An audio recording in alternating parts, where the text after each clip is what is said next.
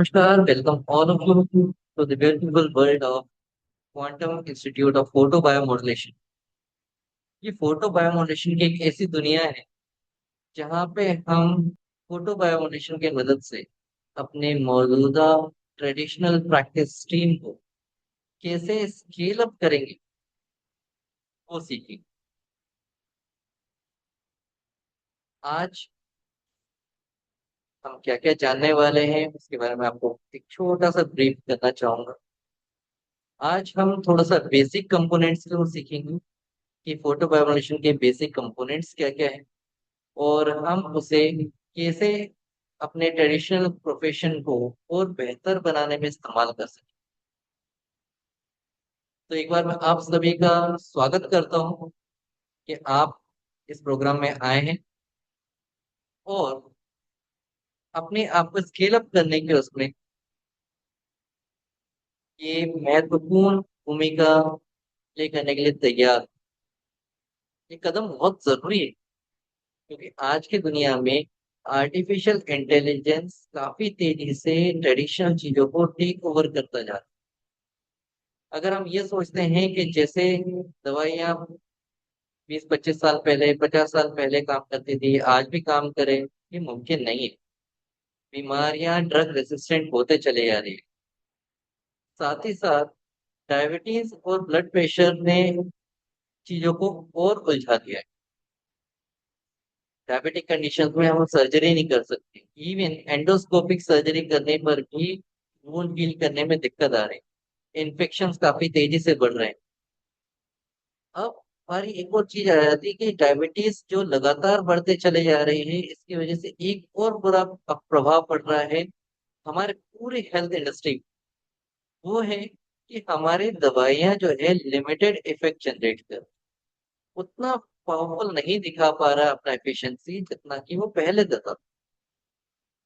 तो quantum institute ऐसा क्या कर रहा है जिससे कि ये दवाइयां फिर से काम करने लग जाए, ज्यादा इफेक्टिवली काम करने लग जाए।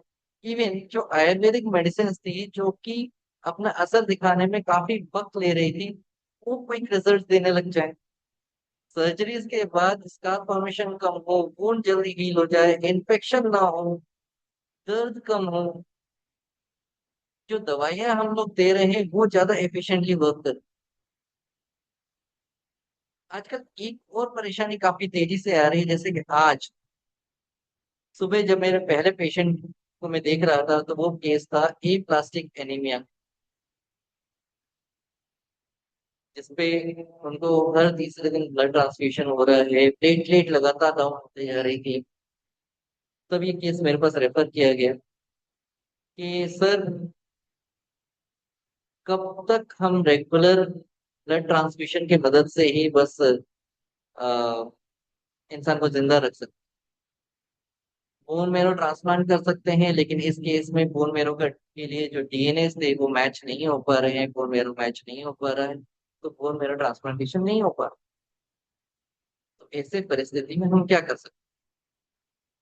तो आज का जो सेशन है, आज हम इसी सेशन पे बात करेंगे कि ऐसे परिस्थितियों में क्या कर सकते हैं कि एनीमिक कंडीशन को हम रिस्टोर होने से रोक सके। हम बार बार ब्लड ट्रांसफ्यूजन की ओर ना बढ़ते हुए बोन मेरो को ही स्टिमुलेट करके क्या एनीमिया को रोका जा सकता है। चलिए आज हम इसी पे चर्चा करेंगे और आज का टॉपिक रहेगा एनीमिया।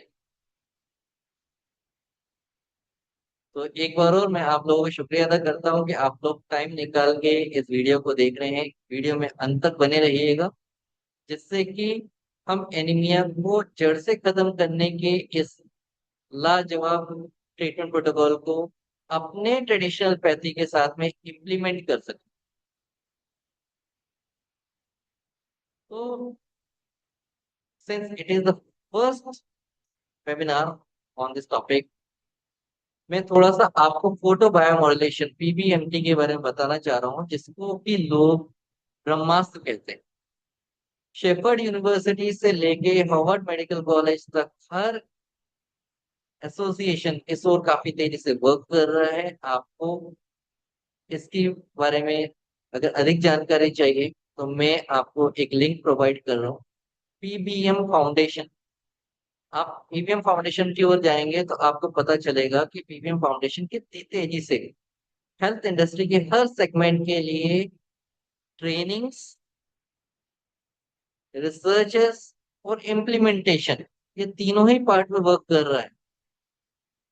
दुनिया के 16 से ज्यादा बड़े इंस्टीट्यूशंस जो है, medical colleges, hospital, research institution, सारे के सारे इस ओर वर्क कर रहे हैं कि कैसे भी कुछ ऐसा किया जाए कि हमारे दवाइयों की इफेक्टिवनेस बढ़ सके, पेशेंट सेंट्रिक ट्रीटमेंट हो सके, इसे थोड़ा नॉन इन्वेसिव किया जा सके, ड्रग डिपेंडेंसी कम हो सके। तो फोटो बायोमॉड्यूलेशन मतलब, photo means light, bio means life या cell, modulation means optimization. Means photo biomodulation का क्या अर्थ हो गया? लाइट के माध्यम से जब हम किसी सेल या टिश्यू को उसकी मैक्सिमम एफिशिएंसी प्रोवाइड कर पाते हैं, वो अपने मैक्सिमम एफिशिएंसी के हिसाब से काम कर सके, उसे हम लोग ऑप्टिमाइजेशन। ये कैसे होता है, इसके बारे में हम हर प्रोग्राम में थोड़ा थोड़ा आगे बढ़ते चलेंगे। फिलहाल आज पहले प्रोग्राम में हम एनीमिया के साथ शुरू करते हैं। तो एनीमिया में हम जिस चीज की ओर खास ध्यान देते हैं वो है कि आरबीसी और डब्ल्यूबीसी काउंट नीचे चले जाते हैं, साथ में प्लेटलेट काउंट नीचे चले जाते हैं। ये बहुत सारे रीजंस की वजह से हो सकता है। तो पीबीएमटी में फोटो बायोनिशन को समझने में सबसे पहली चीज जो आपको समझना जरूरी है वो है कि टाइप्स ऑफ एनीमिया क्या क्या होते हैं। क्या सिर्फ आयरन डेफिशिएंसी से ही एनीमिया होती है, या और भी कुछ ऐसा होता है जिससे कि एनीमिया हो सकती है?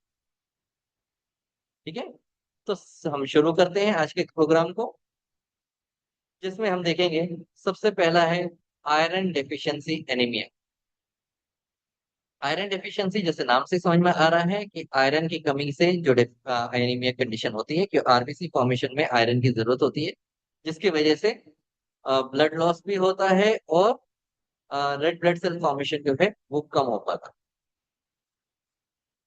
मोस्ट प्रिवेलेंट ग्लोबली सबसे ज्यादा ये देखने को मिलता है iron deficiency anaemia caused by nutritional deficiency और क्रोनिक ब्लड लॉस। मतलब या तो लगातार बहुत ज्यादा ब्लड लॉस हो रहा है या फिर आयरन की बहुत ज्यादा डेफिशिएंसी हो रही है। इसमें हमें सिम्टम्स क्या क्या देखने को मिलते हैं? फटीग होता है, पीलापन आ जाता है, पैलोर होता है, वीकनेस होती है और हेयर लॉस।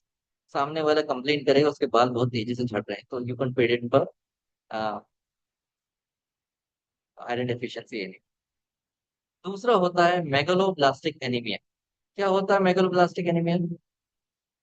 ये विटामिन बी 12 की कमी से होती है, जिसे हम लोग फोलिएट डेफिशिएंसी भी कहते हैं, associated with neurological symptoms and GI disorder. मतलब इससे उसके मेमोरी रिलेटेड प्रॉब्लम हो सकते हैं, उसके रिफ्लेक्सेस कम हो सकती हैं, उसको गैस्ट्रो इंटेस्टाइनल डिफिकल्टीज फेस करनी पड़ सकती है, कॉन्स्टिपेशन हो सकती है, स्टमक की पेरिस्टालसिस, इंटेस्टाइन की पेरिस्टालसिस जो है वो रिड्यूस होने लगता है। तो ये हमारे मेजर सिम्टम्स होते हैं मेगालोब्लास्टिक एनीमिया के। अगला टॉपिक आता है anaemia due to chronic disease, इसे हम लोग एसीडी भी कहते हैं।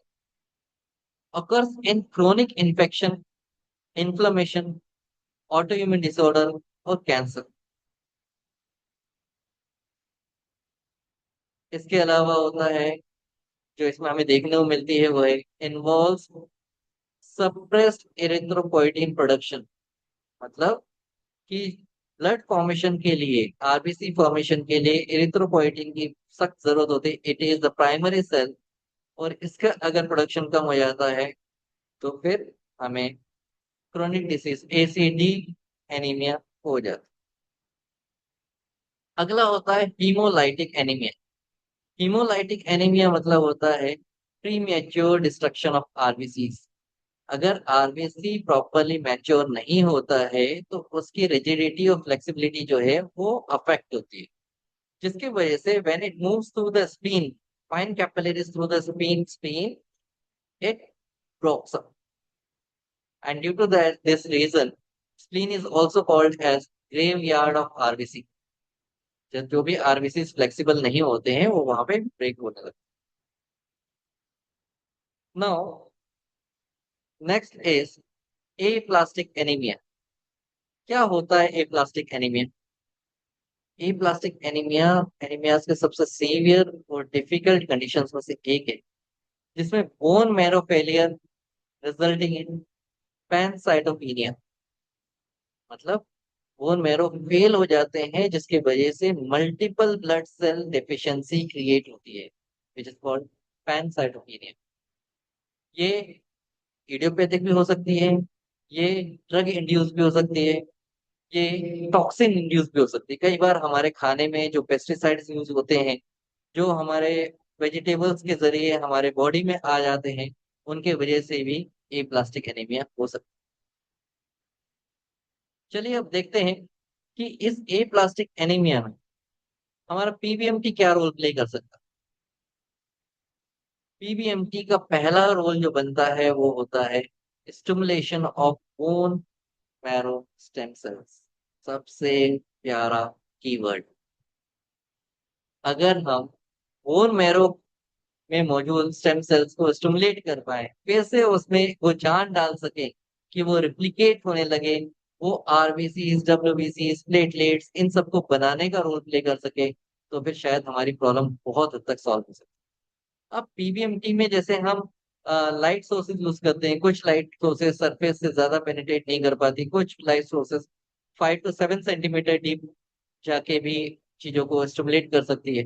तो सब पहले हम फ्लैट बोन्स के मैरोज को हम यूज करेंगे, जैसे कि स्टर्नम हो गया, इली क्रस्ट हो गई। वहां पे हम आरबीसी प्रोडक्शन बढ़ा सकते हैं। अगर आपके पास अच्छा लेजर डिवाइस है जो कि सॉफ्ट है, जिसका पावर जो है आउटपुट जो है 500 मिलीवाट से कम हो, मतलब उससे which is calculated under low level laser, इसका पावर 500 वाट से मिलीवाट से कम हो, ठीक है। 1 मिलीवाट के बाद वो हीट प्रोडक्शन चालू कर देता है, तो क्लास 4 लेजर्स में काउंट होता है। यहाँ हम लोग क्लास 3 बी लेजर की बात कर रहे हैं, ठीक है। उसका इस्तेमाल हम एनीमिक कंडीशन में करते हैं।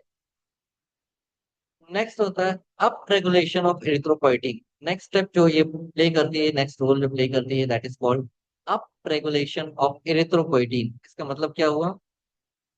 पीवीएमटी increases endogenous level of EPO, specially in hypoxic और सीकेडी कंडीशन।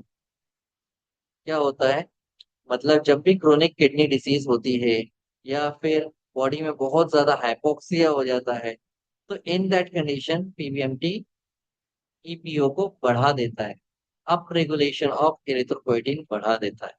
तो ये होने से क्या होता है, हमारा जो ब्लड फॉर्मेशन है सुधरता है। Next is anti inflammatory effect.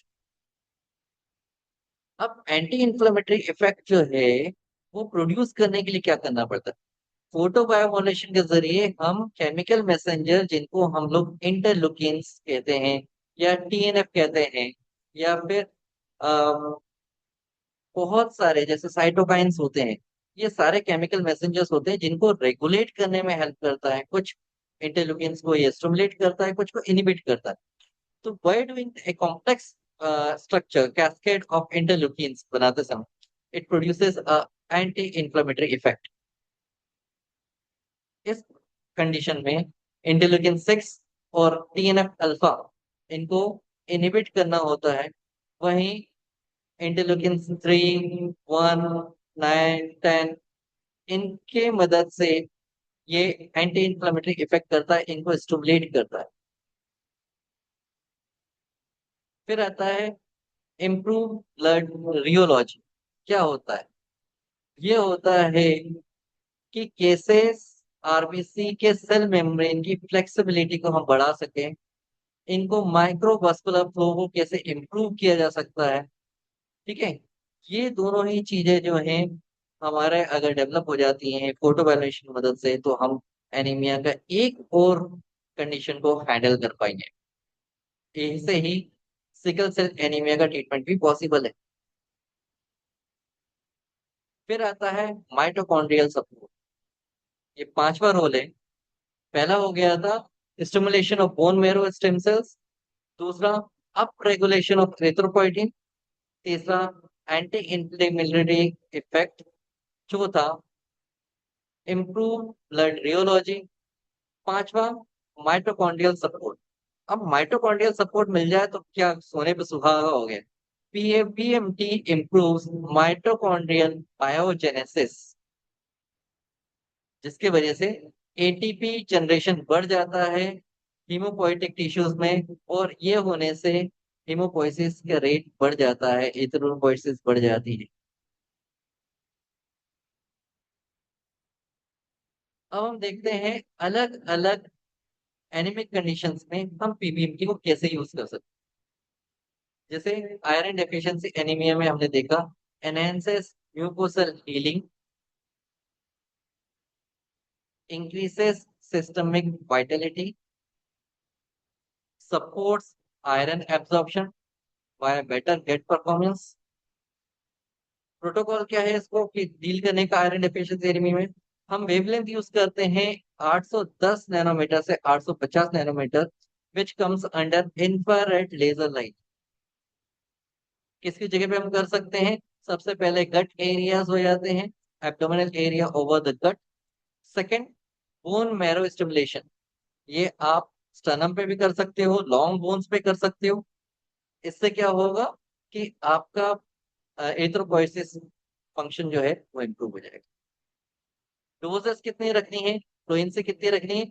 5 to 7 joules पर स्क्वायर सेंटीमीटर। ध्यान रखिएगा, लेजर या फोटो बायोमोलेशन बाइफेसिक होता है। As we move from 1 joule to 5 to 7 joule, it produces a stimulatory effect. अगर हम उससे ज्यादा एनर्जी देंगे, then it produces inhibitory effect.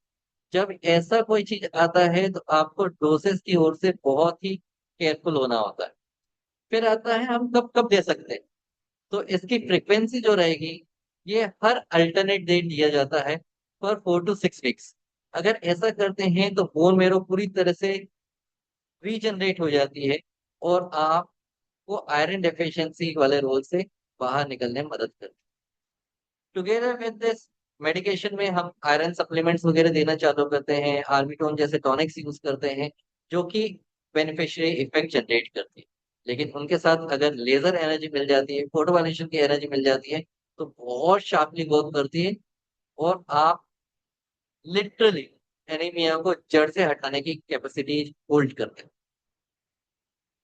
Next है मेगलोब्लास्टिक एनीमिया, जिसे B12 या फोलेट डेफिशिएंसी की वजह से होता है।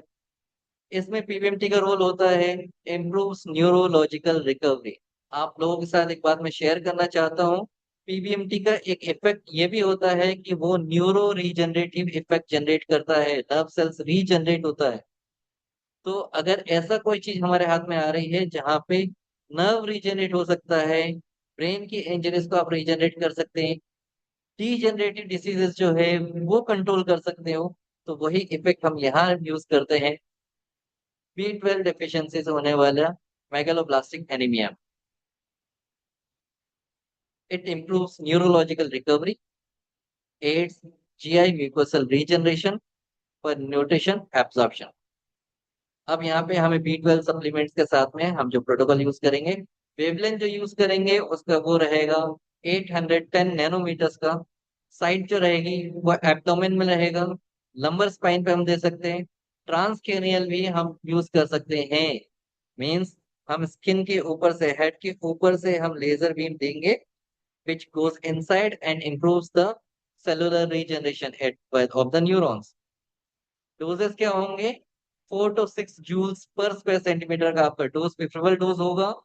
फ्रीक्वेंसी जो होगी 2 to 3 टाइम्स पर वीक।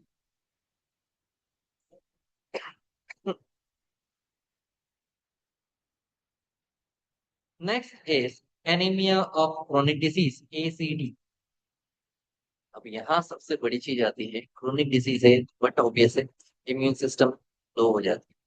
तो यहाँ पीबीएमटी का वो इफेक्ट जो इसे ब्रह्मास्त्र में काउंट करता है, वो है इम्यूनो मॉड्यूलेशन। ये इम्यून सिस्टम को स्टेबलाइज करती है। एंटी इंफ्लेमेटरी इफेक्ट सपोर्ट्स हेमेटोपोएसिस इन ऑटो इम्यून और कैंसर रिलेटेड एनीमियाज। मतलब कि ये उस कंडीशन में भी हीमोपोएसिस जनरेट कर सकता है जब ऑटो इम्यून डिस्ट्रक्शन होता है। प्रोटोकॉल क्या होगा? हमारा वेवलेंथ रहेगा 850 nanometers to 980 nanometers, means you could move from infrared to NIR, near infrared wavelengths. Okay.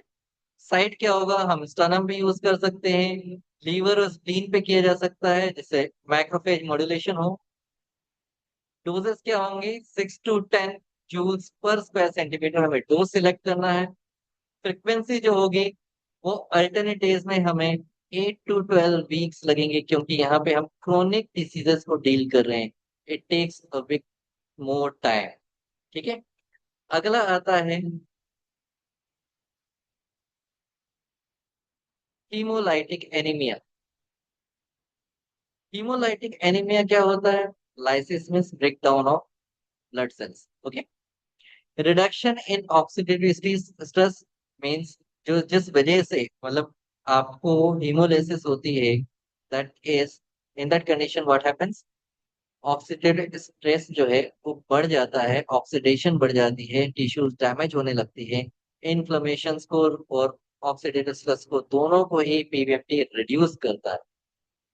May reduce auto antibodies also. मतलब हमारे बॉडी में कई बार ऐसे रिएक्शंस होते हैं जहाँ हमारा ही इम्यून सिस्टम हमारे ही खिलाफ काम करता है। चलिए इसके प्रोटोकॉल भी देख लेते हैं। इसमें हम वेवलेंथ यूज करेंगे 850 नैनोमीटर्स। कहाँ यूज करेंगे? एब्डोमेन और स्प्लीन एरियाज में। हाँ, आप लीवर पे भी यूज कर सकते हैं, लीवर से मेटाबॉलिज्म और इम्प्रूव होगा, एरिथ्रोपोइसिस फॉर्मेशन जो है और बढ़ जाएगी। डोजेज जो रहेगा 4 to 6 जूल्स पर स्क्वायर सेंटीमीटर रहेगी। फ्रीक्वेंसी जो रहेगी ट्वाइस अ वीक रहेगा, मीन्स आफ्टर 3 डेज। और ये डोजेस हम 4 to 6 वीक तक कंटिन्यू करेंगे। Next is aplastic anaemia, जो आज का मेरा पहला केस था। हम उसके ओर बढ़ते हैं। इसमें हम क्या करते हैं? हमारा मेन फंक्शन होता है बोन मैरो स्टिमुलेशन। तो PBMT's role here is to increase bone marrow formation, regenerate it, making it efficient to move and produce erythropoiesis activities, RBCs, WBC, platelet, इनके फॉर्मेशन को बढ़ाना बहुत जरूरी हो जाता है। इसमें हम लोग वेवलेंथ जो यूज करते हैं that is infrared wavelength, that is 810 centi nanometres. Site जो रहेगा sternum, iliac crest, spine, long bones का बोन मैरो। ठीक है। डोजेस हम कितना यूज करेंगे? 5 to 8 जूल्स पर स्क्वायर सेंटीमीटर। फ्रीक्वेंसी क्या रहेगी? Thrice a week, means every alternate days. Okay. It could last for 2 months, जब तक हमारा आरबीसी फॉर्मेशन की रेट जो है स्टेबल नहीं हो जाती। सीबीसी में हमें आरबीसी स्टेबल कंडीशन में नहीं दिखाई देती। हीमोग्लोबिन एचबी जो लेवल है वो सही नहीं होता, तब तक हमें डोजेस देते हैं। इस कंडीशन में अगर आपके साथ कोई हेमेटोलॉजिस्ट है तो और अच्छी बात है, we have chance to produce some difficulties related with the medication which are given to fight with aplastic anaemia. तो आप किसी भी हेमेटोलॉजिस्ट के साथ में आप काम कर सकते हैं जिसे मेडिकेशन का अच्छा नॉलेज रहे, या फिर अगर आप खुद हेमेटोलॉजिस्ट हैं then is very good, you could do it on a highest level. Okay. PBMT roles in anemia in CKD, chronic kidney disease, chronic renal disease. It improves EPO response, reduces inflammation, enhances dialysis tolerance.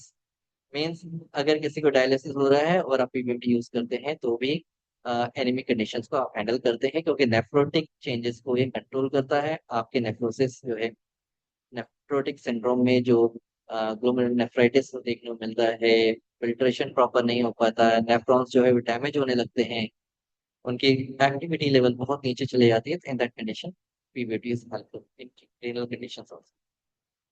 यहाँ हमें doses क्या चाहिए होते हैं, 850 nanometre से लेके 980 nanometre तक, means infrared to near infrared wavelength हम यूज करते हैं।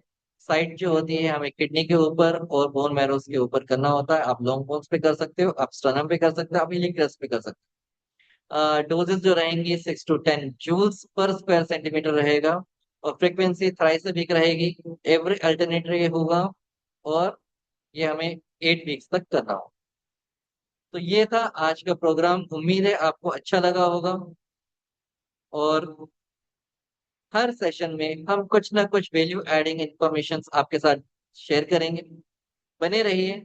इस वीडियो को आप और शेयर करिए, लोगों को ग्रुप में ऐड ऑन करिए, जिससे कि हम इस टेक्नोलॉजी को देश के कोने कोने तक पहुंचा सके। Thank you so much once again. I am doctor M Rakesh Kumar, founder of Quantum Institute of Automation. आप सबको एक बार और शुक्रिया अदा करता है। Join Quantum Institute for higher education and very deep knowledge about PVM, how accurately you could use it. काफी सारे लोग बोलते हैं कि मशीन तो हमने खरीद ली है, लेकिन यूज कैसे करें हमें नहीं पता, उन्हें एक्यूरेट नॉलेज नहीं। हर एक कंडीशन में डिजीज स्पेसिफिकली आपको अलग अलग डोजेस, अलग अलग पैरामीटर्स के यूज करना पड़ता है, जो कि इस प्रोग्राम में मैंने आपके सामने बताया। लेजर डिवाइस परचेज करने से पहले भी काफी सारे पैरामीटर्स हैं जिनके बारे में आपको पता होना चाहिए कि मेरे लिए, मेरे ट्रेडिशनल पैथी के लिए कौन सा लेजर डिवाइस परचेज करना अच्छा रहेगा। हम उसके बारे में भी क्वांटम इंस्टीट्यूट में आपको इंफॉर्मेशन देंगे। तो आज के लिए थैंक यू सो मच।